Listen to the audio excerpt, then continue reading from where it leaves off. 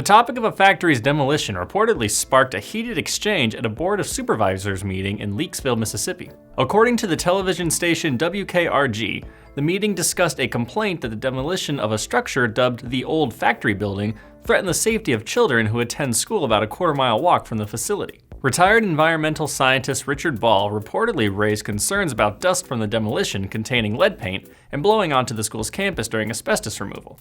WKRG added that Ball said he would request an OSHA investigation.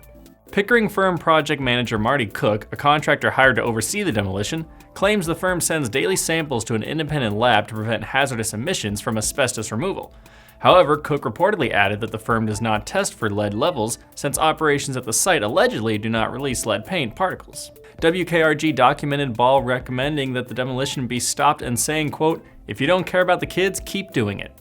An argument regarding the levels of concern for the students followed and reportedly included raised voices, accusations, crosstalk, and a supervisor removing himself from the meeting room. The old factory, which housed garment and guitar manufacturing, opened in 1946 and saw its last tenant evicted in 2009. Possible uses since the eviction included a skilled trades training facility for homeless veterans, a Habitat for Humanity restore, and a juvenile detention center. The demolition process is expected to cost $600,000.